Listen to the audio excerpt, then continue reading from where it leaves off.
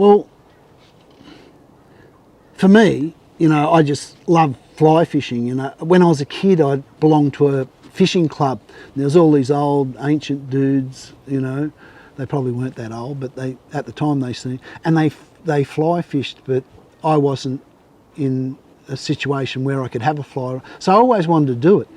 And so there's a love there for fly fishing. It's a bit different to me. Like a lot of people, you know, say, oh, I don't like it, it's too boring or whatever. But especially in a tough tournament, to me, it doesn't make much sense to throw a spinnerbait, say, you know, 100 casts and catch nothing, or wait for a fly to sink down and catch a fish.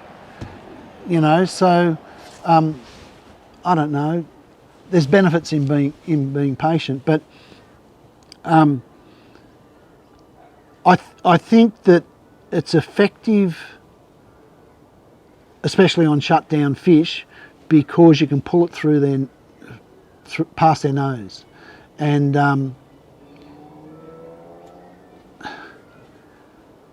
what I would do would find a good school on a ledge or point or wherever, and I'd pretty much stay on those fish and wouldn't move around if, you know, because what I found is that through fly fishing and through anchoring, people say you don't need to anchor, but when it's tough and you really need to get the bite, anchoring is important, trust me.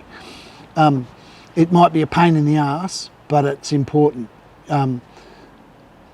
If the fish are active, there's no need to anchor, you know.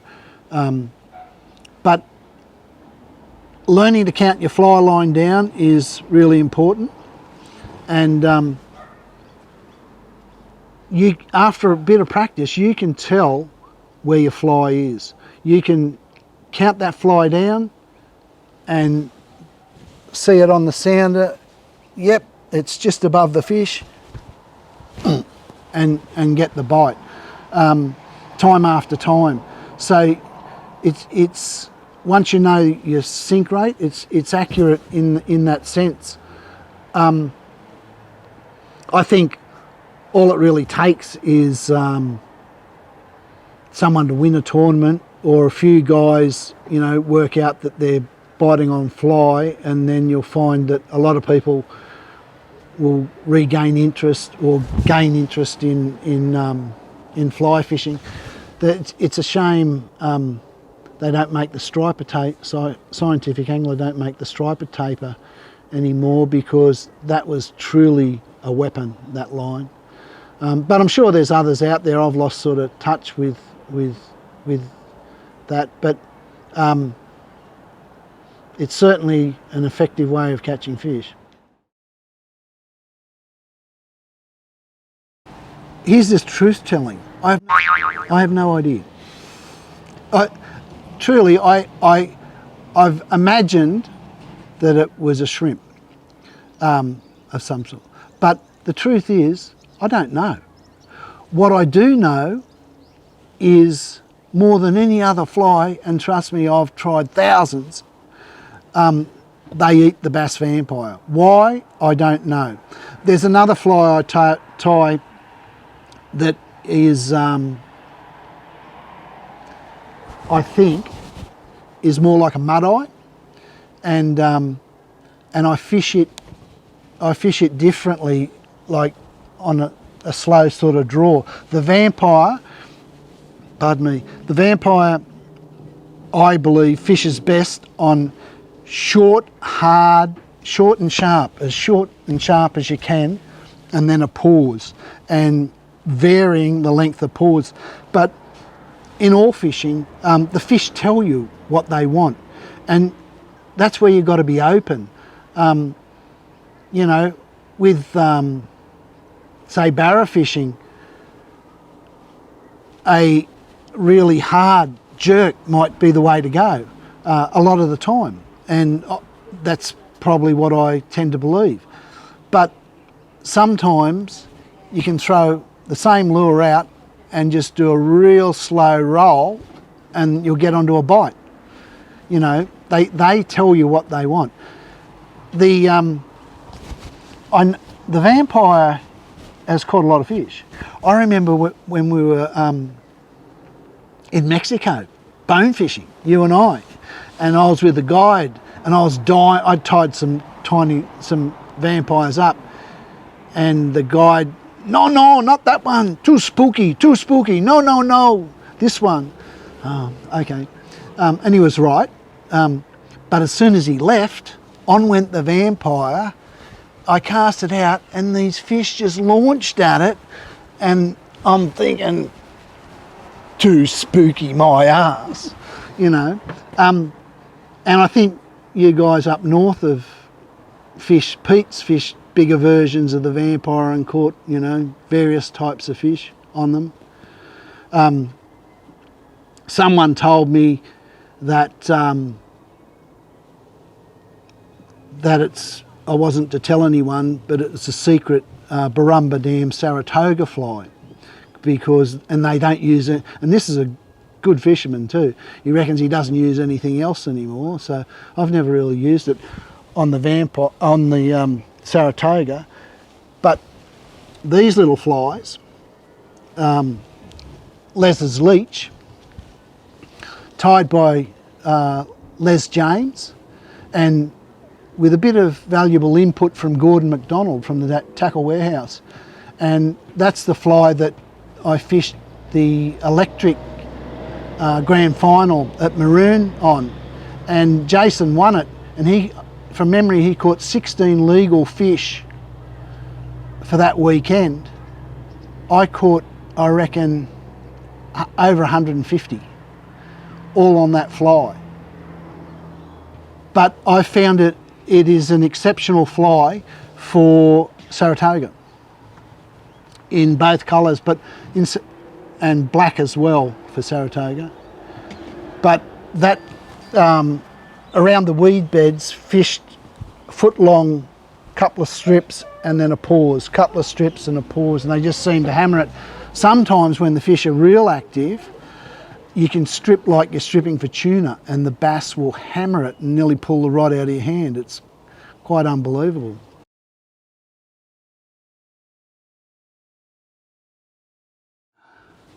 Wow, it's hard to put in words, Carl and I don't, to this day, I do not understand it. We have a relationship there's just something special. And maybe it's beyond words, I don't know. But I first met him at Highfields, and he heard that this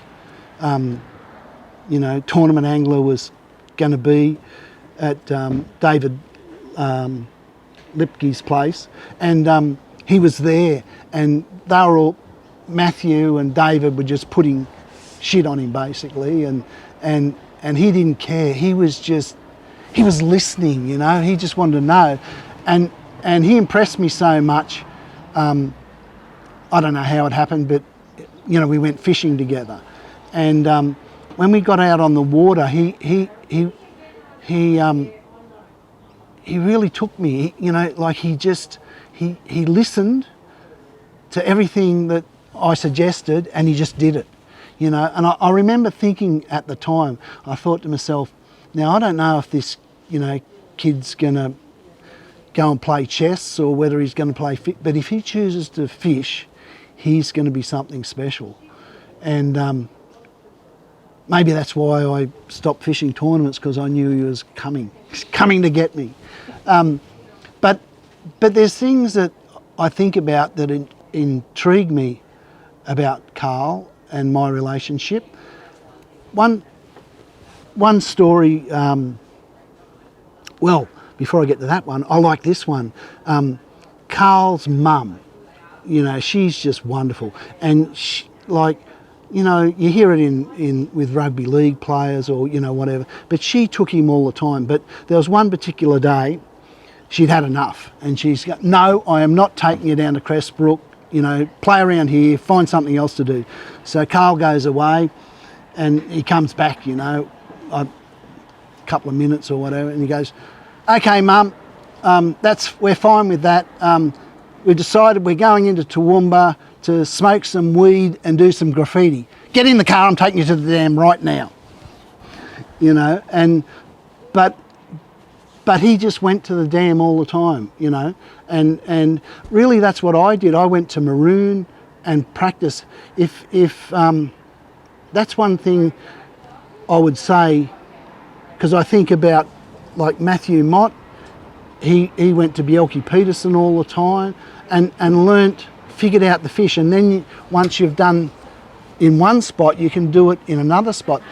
With barra fishing, I think the biggest mistake a lot of people make that are new to the lake or whatever is they try and fish the whole lake, and they'll go, you know, I'd say, and this is just me, the way I'm wired, if I hadn't been to a lake, I would go and I'd wait until that point over there spoke to me, or, you know, in some way, you know, it said, go and fish there. And I would pick 3 spots, 2, 3, maybe 4, and I would rotate between those spots and try and work out what the barra were doing.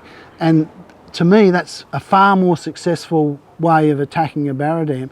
And I think, you know, that's what Carl did with the bass and Crestbrook. He learnt. But getting back to Muggera electric tournament, and there was split starting times at the time, and there was horrific gale force winds. I don't know why it wasn't cancelled. You know, everyone was freaking out about it, and it was predicted exactly the same for the next day. But I knew that Muggera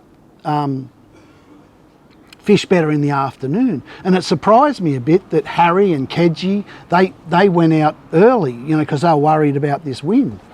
And there was only a few of us that went on the late start.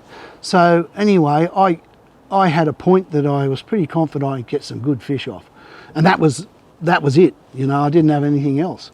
And anyway, I'm there fishing, and I had a really good fish in the well, and I thought, you know, this is just a start. It's going to get better. And then Carl comes up, and he's in a bad panic. You know, he's going, "Oh, John, I can't get a fish. You know, I haven't." And without even thinking about it, I said, "Carl, put your boat here. Now get your fly out, cast out there. You know, count it down to whatever, and just do that until your time runs out." And the start was straight across the dam, and just go back. And he's going, "Oh, you know, you can't do it." "Yes, I can, you know." Anyway, he did.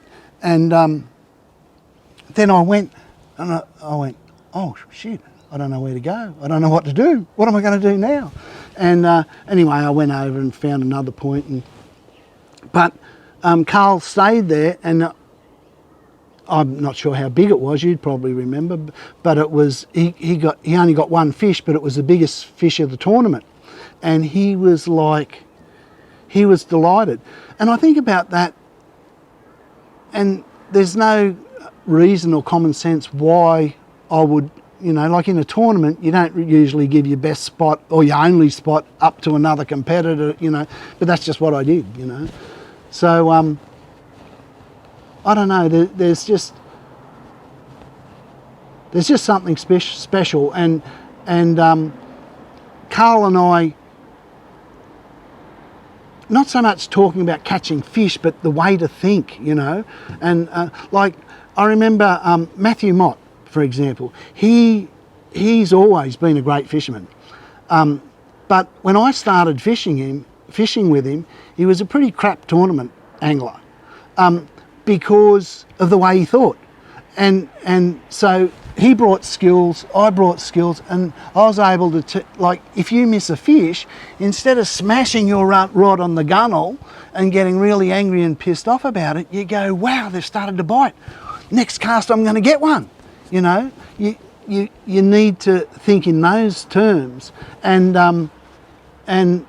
Matthew, you know, anyone can do it. You know, it's important to watch your thoughts. And it amazes me, I've fished in grand finals, and my non-boater in the grand final has been talking about his car payments and the fight he had with his missus, and that it probably could storm in the evening and we'll have to get off the water early. And I'm thinking to myself, like, we're here to catch fish. Focus on that. Like, how can you focus on, you know? So to me, it's really important to what you think and how you perceive things. And if someone else catches a fish, that's a good sign. You know, you're the next one that's going to get a bite.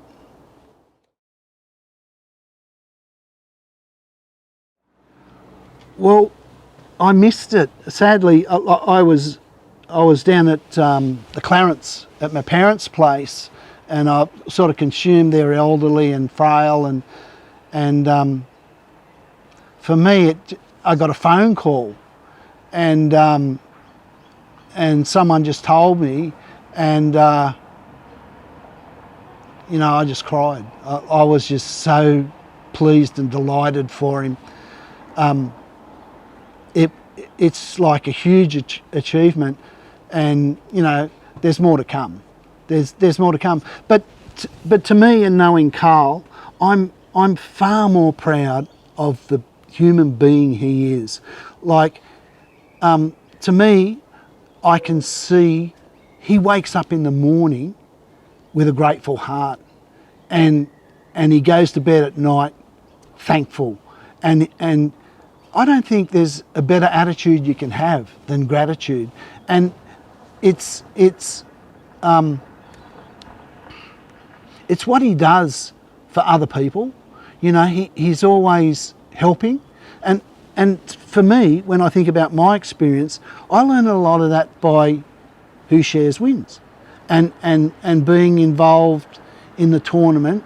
And I, like Steve, you know, I won a few tournaments. Sitting here right now, I've got vague memories of what it actually feels like, and get up there and go, I beat you all, you know, or, you know, I'm the champion, or whatever. But the times where, you know, that I just talked about, that I helped Carl, you know, that was just one example. Or more when I've had a non-boater and they haven't had much of a clue, and yet they've actually listened and done what I've suggested, and just the gratitude. Like, I can feel that now, you know. And that's what I mean about Carl. He, apart from his fishing achievements, just the life he's living is just something special. And you know, to me, it doesn't matter what games we play, or what castles we build or don't build. In the end, what really matters is how we've cared for one another. And to me, that's what I'm most proud with Carl. And, you know, you can see it, his whole family, you know, the people he associates with, you know, they're all bringing love to the world. And we need it, you know.